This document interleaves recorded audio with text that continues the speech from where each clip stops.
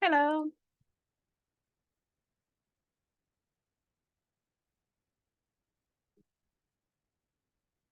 Pablo, are you there?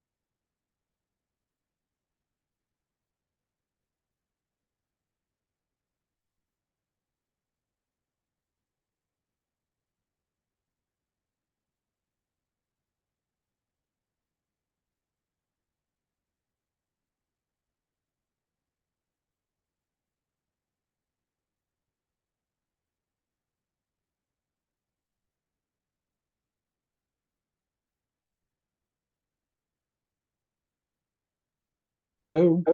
Hello. Hi there. Hi. Hi. Here. Let's see. Okay. I think you should be able to start your video now.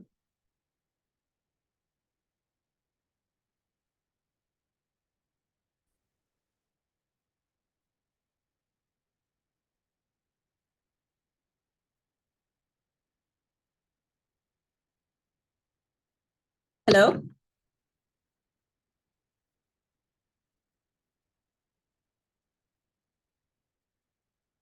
I'm going to start sharing my screen and we can get started.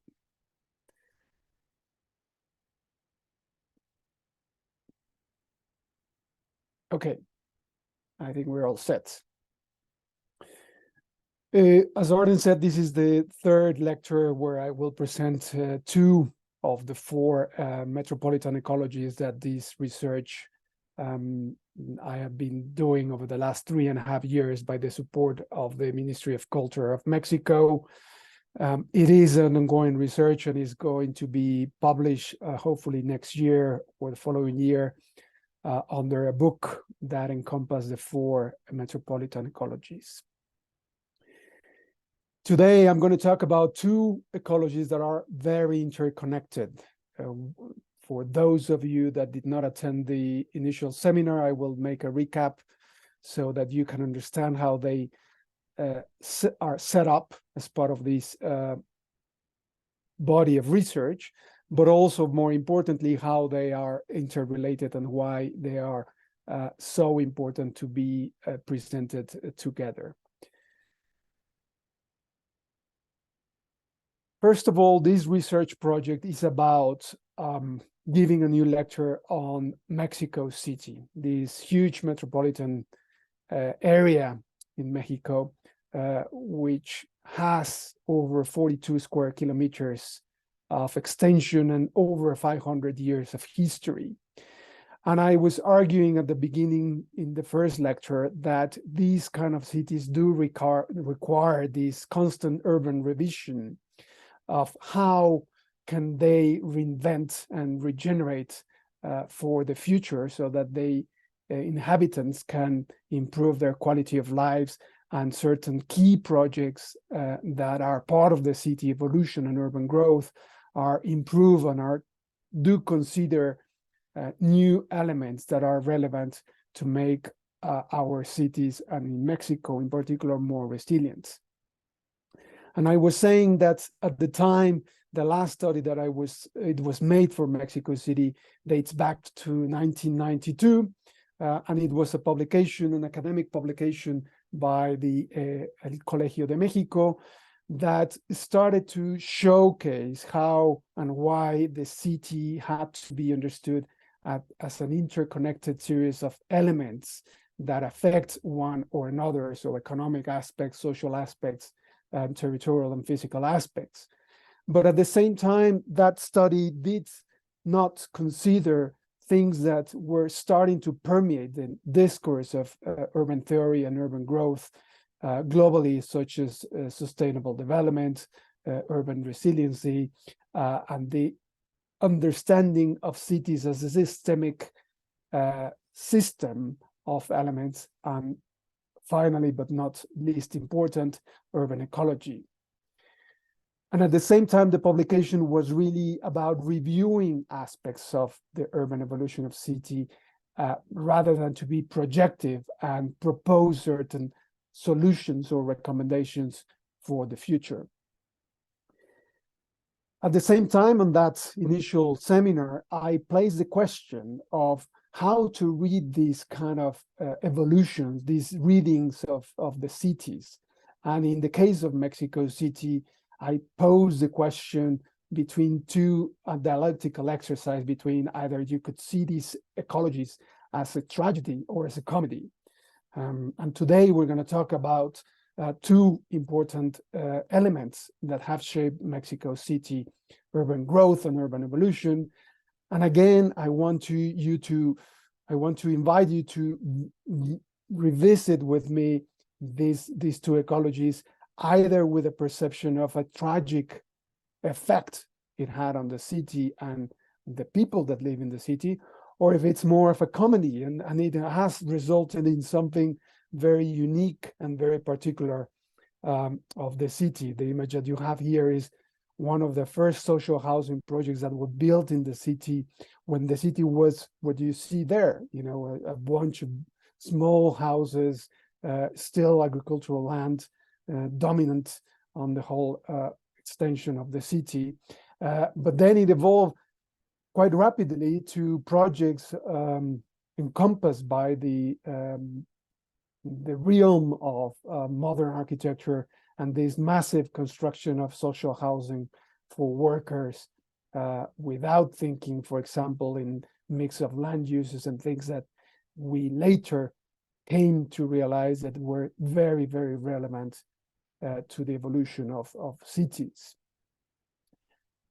And I also, to finalize this recapitulation, the ecology and the four ecologies are embedded in this theoretical framework of urban ecology. And that had the foundation of this seminal book of John McHale, The Ecological Context, in 1971, which was the first seminal book that started to understand this ecology in the urban context, and particularly in the man-produced context, where you could really understood that by affecting elements in the system, you also were affecting the whole system as a whole, and how these modifications of certain part of the system and their implications needed to be considered when you were designing either a machine for man's living or a city in itself. So taking this approach, I want to start talking about the first ecology, which is depicted, and I deliberately started to show you this diagram because it's the synthesis of what this ecology means for Mexico City. This diagram, the word it's in Spanish, but depicts the very complex network of social housing supply that permeates across Mexico as a country, and in particular to Mexico City.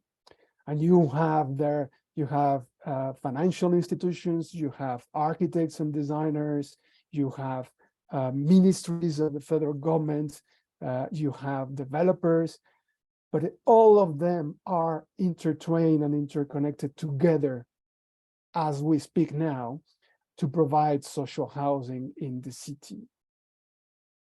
And therefore, the question that I want to pose today as part of the revision of this first ecology is, how can we solve this impossibility, first, of classifying this system in the city, and in this case is start learning what is most understandable about the local language, the language of design and architecture and urban planning in Mexico City, which I did say at the beginning of the lectures, which is the infrastructure, but in particular in this case, the first ecology that I want to share and explain to you is the large social housing projects and its relationship with the urban pattern. And to be more precise, the question that I want to answer through the research is, what has generated the planning of social housing in the urban pattern? And then connected with the other ecology, which is the ancient towns in the valley and the evolution that this has created for the city, for Mexico City. This question, I place it under the context of urban ecology, but also it is very important to take an economic argument as well. And I take this economic argument and I borrow it from the French economist Thomas Piketty, which in his book, The Capital of the 20th Century, he stated that the great dream of the economic model that was dominant across the 20th century was that of the system that worked towards a common goal.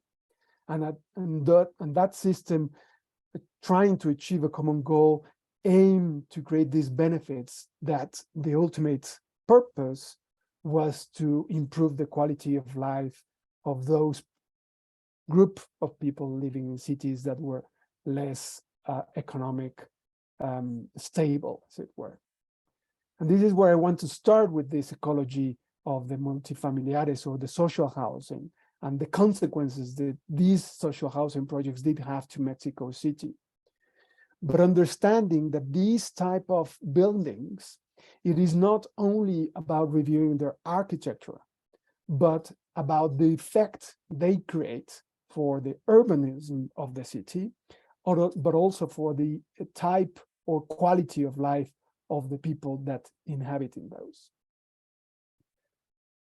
The theories, the economic theories of Thomas Piketty, and the narrative that he stated, his economic narrative that he states in the book, has a great relationship with the project of modern architecture in Mexico. If one observes carefully the search of this modernity, of this architectural modern project in Mexico, and the social housing, multifamiliares, as I'm going to call them from now on, they coincide with a moment in which Thomas Piketty identified as a period of major social mobility we saw. The modern project in Mexico had huge influences from Le Corbusier, Ludwig Hildesheimer, Hannes Meyer, among others, like the image that you have in the screens. And it's not difficult to identify that the ideology of the modernist project in Mexico, in particularly the architecture project, and specifically the social housing projects, were set as to create the great illusion, built illusion, to seek that urban social mobility to a great scale, in great dimensions. And the term multifamiliar derives from this intention of a big project to accommodate hundreds of families in a big superblock. The cities for workers, which is designed by Hannes Meyer, and is the image on the right on the screen, when he was in Mexico between 1938 and 1941, started to depict this term and use this term to propose their architectural projects and to accommodate a large number of families per block. But if we see in detail the Mexican context, we have to understand this great social mobility that happened and why it resulted in the social housing and the multifamiliares. So you had a country that was coming out from a revolution in the early 20th century, where the economy was really growing at a very fast pace, and this urban growth, suddenly it's starting to capitalize in creating new elements of commodities. At the same time, similar to Europe, in Mexico, this period, around 1938 to 1965, it is a period of a major shift in the economic model, but also in a cultural transformation that is exactly in sync with the growth of the Mexico modern social architectural movement. That in Europe grew slightly before, with the Futurist Manifesto in the early 20th century, Mexico started to transpire the culture and the architecture around 1935. Towards the end of the 1930s, very famous Mexican architect Carlos Obregón Santacilia published a book that states this new relationship between the life of people and the architecture, where it showcased this accelerated shift, consequence of technology that showcased a different type of architecture.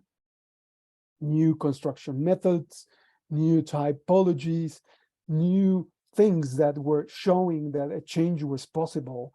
And this was under the big image of this new modernity that was trying also to shift a new culture revitalized by and expressed by architecture, among other elements.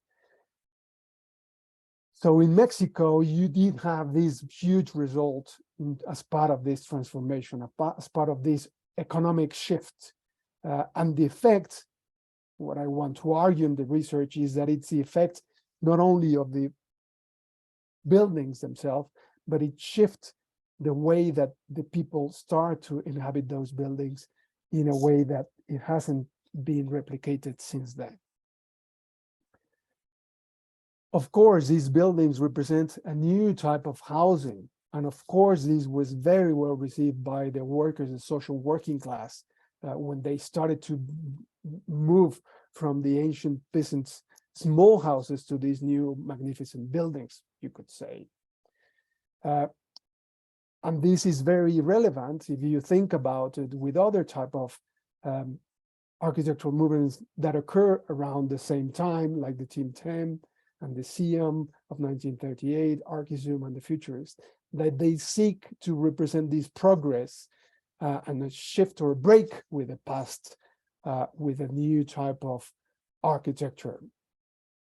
And this is where, in Mexico in particular, it did change in very, very specific way the social housing model. And that's why this ecology, understood through their way of inhabiting the buildings, it is key to understand what is the potential for the future of the city. Now, these social housing projects started in a very big way. It started with almost 25 projects that were built in the central part of the city. What you have in this slide is Mexico City, and in gray is the actual urban footprint of 2020. And on the image on the left, you have the 25 original social housing projects that were built in small red dots. Most of them were built at the time in the edges of what was the growing metropolis of Mexico City, and were placed there primarily because there was a land availability and because they were showing how and where the city was growing, and they needed to have these social housing elements to accommodate the demand for social housing. On the right, you have what happened after the earthquake of 1985, when there was a shift in the policy to stop building social housing in the inner core of the urban fabric of Mexico City, and they shift the model to build in the periphery, pretty much on the northeast of the Mexico City urban footprint. It was a shift in the model of financing social housing, but also it was a shift in the model of the type of architecture that was built since the late 1980s until 2010 approximately. So you have here the dilemma that started to shift and provide social housing in Mexico City. The original project, the Modernist project with the multi-story, between 5 to 10 story high, compact footprint with the uses, to the expanded multi-individual housing units scattered on the urban sprawl in the periphery. And here I want to make a reflection again to the economic argument of Piketty, because this was a demonstration and a shift in terms of real estate development, that what happened in Mexico was that this shift on the social housing production was a big shift, was a shift between the capacity of acquiring and possess housing units that could increase their value through time, to something that has lost completely their real value for the people living in that unit. And that value was only transferred for the real estate developers, as it is on the latter model. So really the new building, the new housing, it did not have this aim of dwelling, but more as if it was taken, or it was seen as a possession of something, as a house, as a small unit, with a hope that with the time it could increase their value, but rather than to be utilized and be valued for the quality of life they provide. And if we compare the two models, these are just three key parameters that are very relevant as why they are so different. So the social housing, of course, nowadays it has a huge cost of land in the central part of the city. If we take all the 25 large social housing projects, they have around 23,000 units, approximately over 1 million square meters of built space. But very important, they have access to 5 key urban services and employment opportunities within a radius of 500 meters walking distance, as opposed to the other model, which has a very cheap land cost, of course, in the periphery, huge amount of units, more, of course, than the urban social housing model, but the access to key services is very, very limited. And also the access to employment opportunities is also very limited, and you need public transport. You cannot do that walking distance.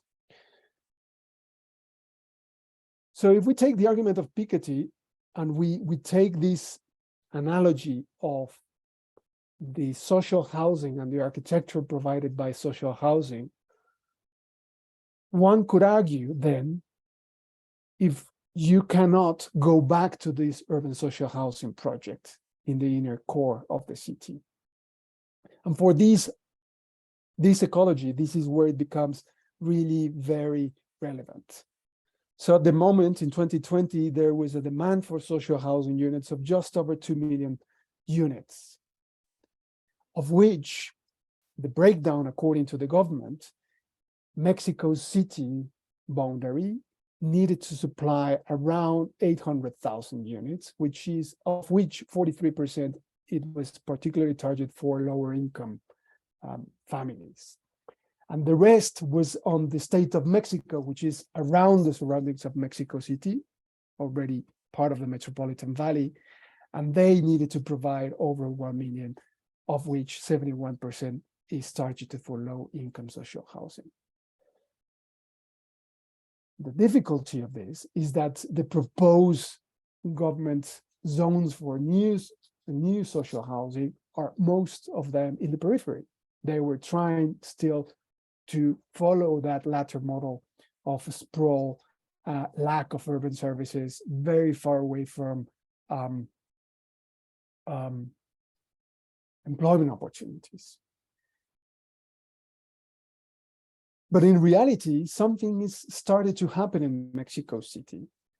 The original social housing projects in the city, they're started to be regenerated, renovated. So at present, you do have a lot of units in those social housing projects for sale, and a lot as well for rent. Approximately 1/3 of the total number of units. And this is where it becomes a real opportunity to think, well, how can you go back to this model in a smaller scale or in a larger scale, so you can provide the social housing within the urban fabric and not going to the periphery. Now, the ideology and the perception of this model as the best model possible, it is evident nowadays, the notion of proximity to public services, to transport, to employment opportunities, to health centers, educations, is evident. There's a amount of research that have demonstrated that. And therefore, this ecology, what it is trying to propose is to revalue this type of life of the multifamiliar, and also to demonstrate that it is possible to accommodate that amount of units within the urban footprint with this type of typology and to promote this form of living that generates in the sense of proximity to services, walkability, social cohesion, and value of the property. So how to do this? Well, I took one central part of the Mexico City, the Alcaldía Benito Juárez, which it's a big sector of the city. And if we take that city and we split the number of units that needed to be accommodated within Mexico City, approximately this Alcaldía needed to accommodate 14,000 units. And there are different ways that you can accommodate this. And this is just taking one single block in the Alcaldía where we did the research and the experiment in which if you could take the tax revenue database of Mexico City and you identify those plots that are unused or have been abandoned over 10 years, by government, you need to pay a tax increase for that underutilized plots within the urban footprint.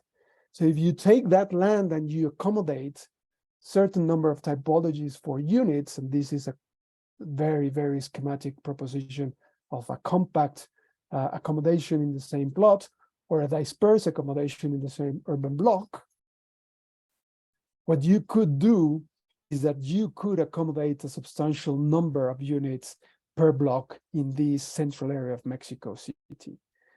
And very important is the argument of how much increase of habitat density you could have. Well, this exercise shows us that it's approximately an additional 20 inhabitants per hectare that you could have in this central and very dense part of Mexico City. Now, this is very important and relevant because when you compare densities in Europe with some of the major cities in countries like Germany, France, Spain, and UK, you find that only very small areas in cities in those countries have above 400 inhabitants per hectare. In this case, with the increase of population by locating these number of units, you don't reach even half of that. You reach around 200 inhabitants per hectare. And that is the main argument that sometimes officials do say is the barrier to shift to this model. Now, the second barrier is the economic problem of the cost of land. At the moment, this is how it works. 55% of the total cost that the worker has to pay to get his house or his housing unit goes to the land cost. That is split between urban infrastructure, land acquisition, the deeds, and the admin cost, and only 45% goes to the construction cost and the design of the building or the house itself.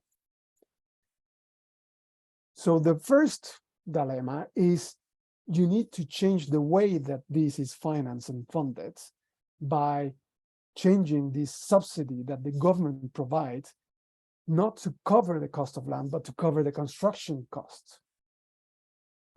So that really the investment should go to the design so that the quality of the housing unit improves and is much better than what it is right now. How to do that? Well, there is one model, and it is the progressive housing model, by which you invert this cost and you provide most of the cost that the credits and the loans goes to the worker really goes to the housing and not to the cost of land.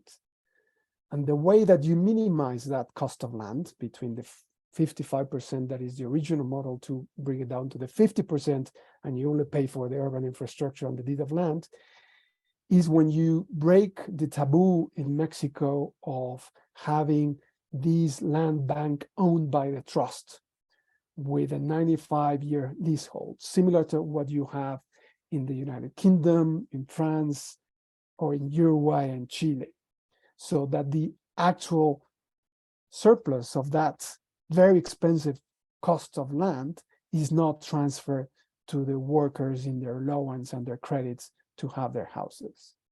And this is how you can really shift and provide space to build new multifamiliaries or social housing in the inner city.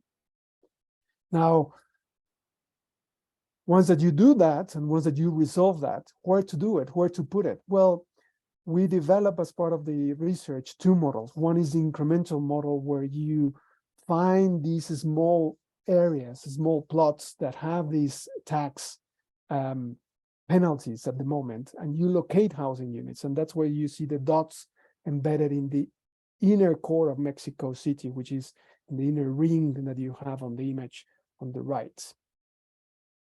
And in this case, you do have a lot of potential. We analyze and we research 8 zones within this central perimeter, in which we identify a certain number of plots and properties with the characteristics that I mentioned before.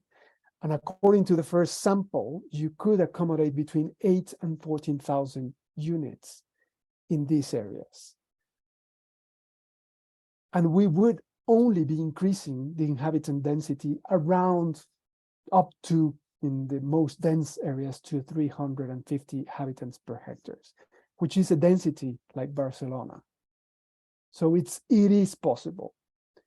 And the point here is not to argue that this is the right number of density and units, but it's to show and demonstrate to the different audiences, and we have shown this to the government, that it is possible, if you break the cost of land, that you can accommodate a large number of units within the urban core of Mexico City.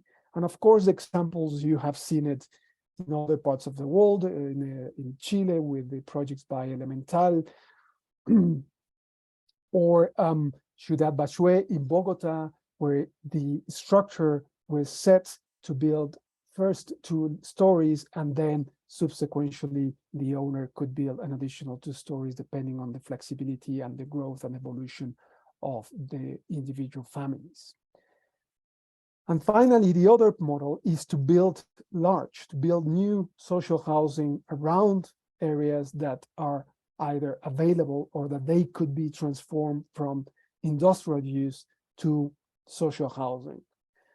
And again, the research here did look at 8 big areas within the urban core of Mexico City. And we did find that you could accommodate a huge amount, over 17,000 social housing units, and you could bring that population density up to 350 inhabitants per hectare. So let's put it this way: it is possible, it is viable, and the question is about the change on the law to do that trust bank loan long-term, so that the cost of the land is not transferred to the individuals and the families. And this is very important because you can see the examples of what has done in Brazil or in Europe. You know, it is high density in some ways. It is showcasing sustainable architectural design, but it is also regenerated areas of the city that had been derelict or had been disused for other type of industrial uses that are not viable for a city like Mexico City to continue to have them in the central part of the city. And again, this is because it's very important, the effect of multifamiliarity, the way that the type of life occurs in this complex. It is probably the future, and it is probably a way out to resolve the social housing dilemma. Now, why it is this important with the other ecology? Well, the other ecology, it is about how certain parts in the Valley of Mexico are linked. Everything started with the Aztecs. When the Aztecs did settle in the Central Valley of Mexico, they had these 4 arteries that connected to the central island of Tenochtitlan to the mainland. And funny enough, believe it or not, these 4 key arteries to the south, north, west, and northwest were maintained by the Spaniards. So that's 400 years later, with the city growing on the receding lake, and the image in the right, just for illustrative purposes, shows the original lakes extension, but the city in 1929 was already built on a lake bed.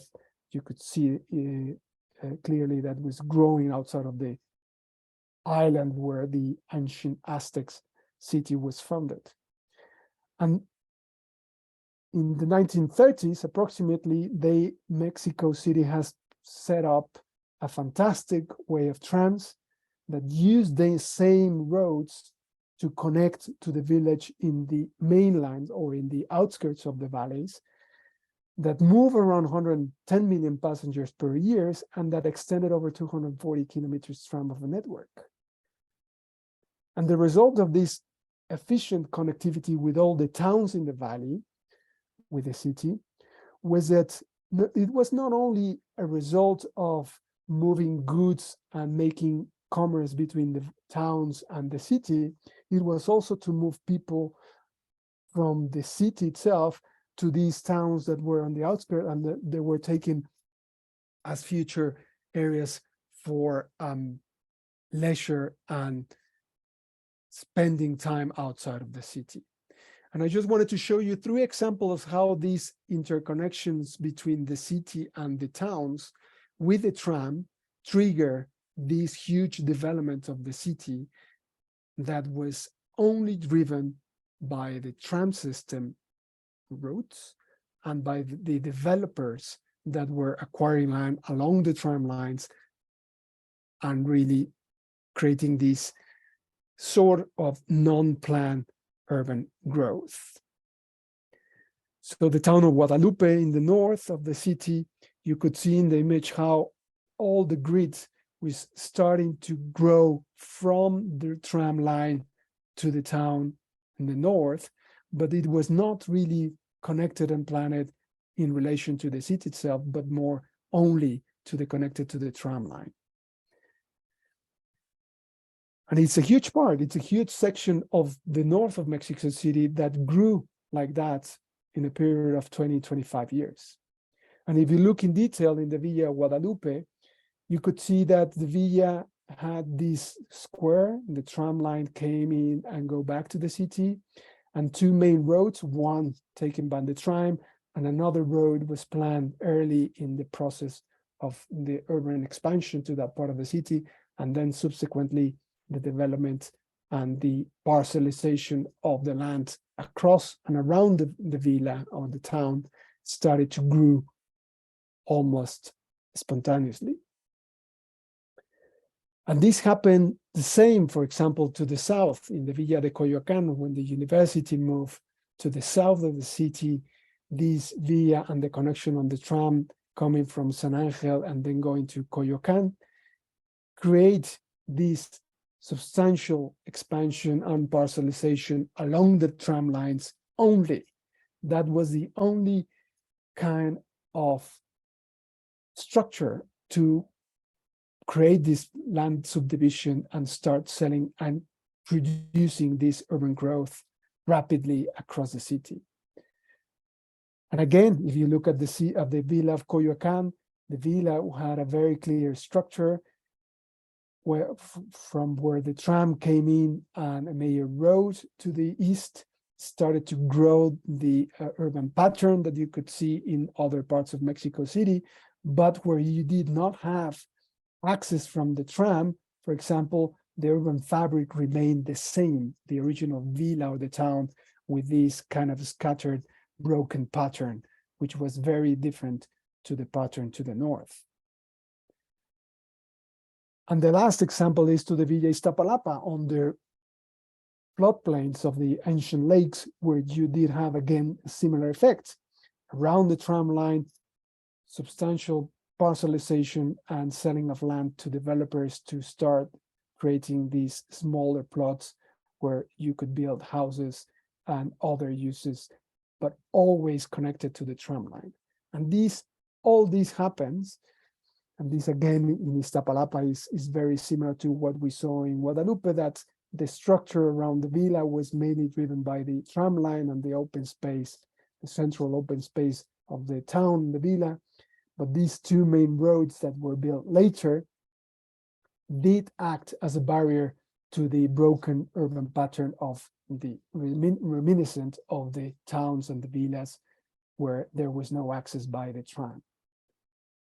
So what you saw here is that this ecology of the villas in the valley did actually create the expansion of the urban growth of Mexico City over a period of 30, 40 years based purely around the tram lines.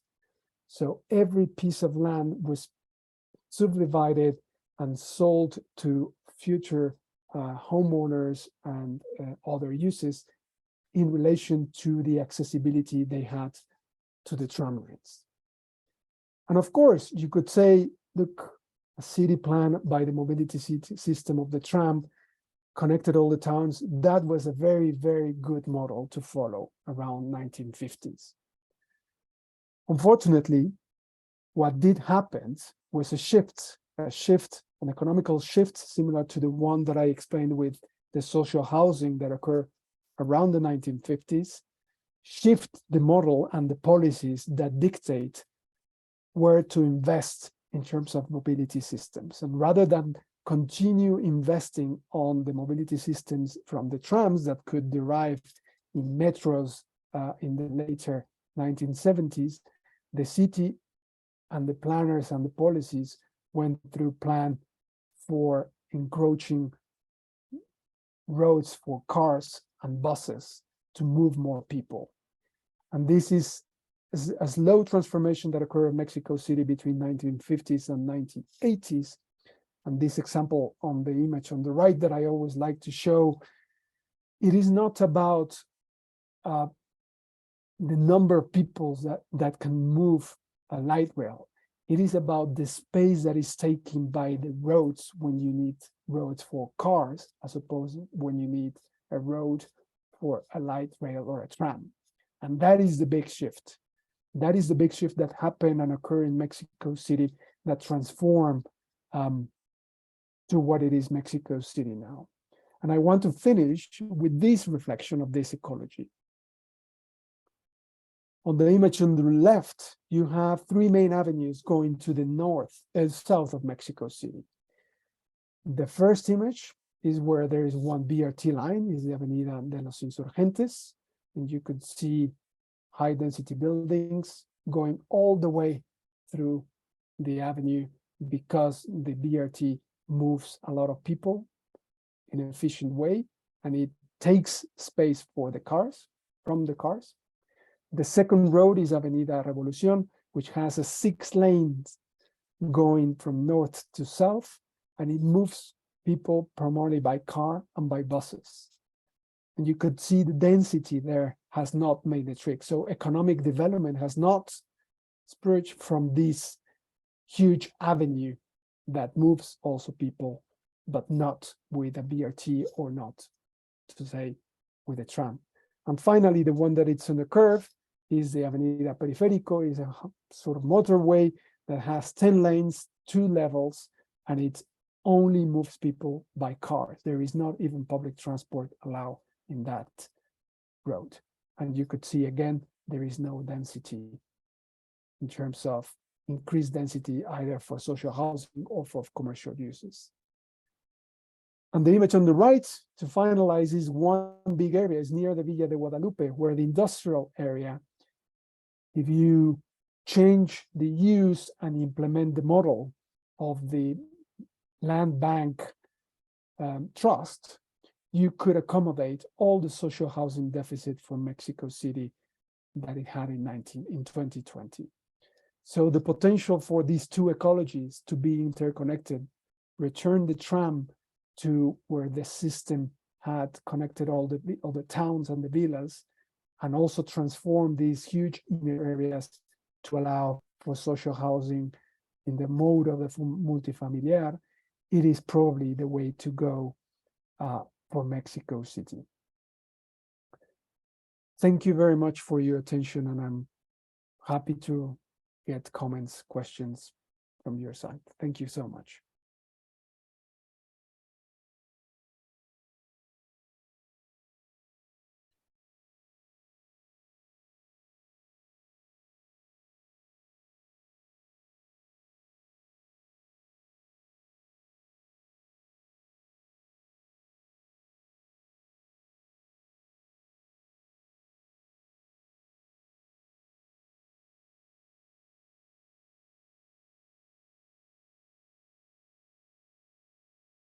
Thank you, Diana, for your question.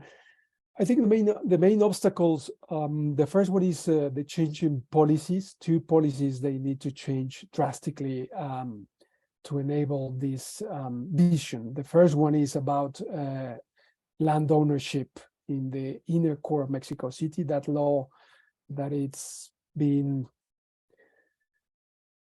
since 1979, they need to change that law and allow for the creation of the land banks ownership by a trust, and therefore provide this reduction on the land cost that will make this model available and viable. And the other one is related to the water infrastructure that I mentioned in the previous talk, because at the moment the water infrastructure policy and legal framework is fragmented between different authorities, and they needed to unify this into one metropolitan authority that could manage what I presented as the water metropolitan resilient vision for the city.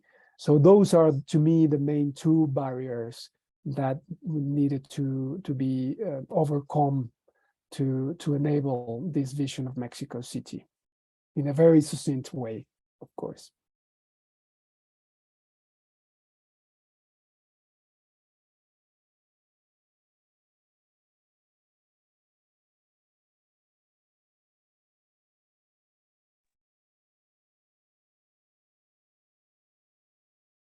It looks like you can wait a little bit more to see if there's anyone who wants to add any last minute questions.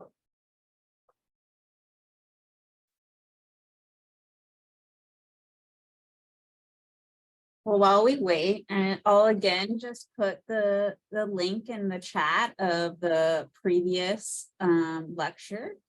So if you missed that one and you want to learn more about the other two ecologies, feel free to take a look at it. Thank you so much, Pablo, for all today's lecture and the other two. And it's been great working with you. Thank you so much.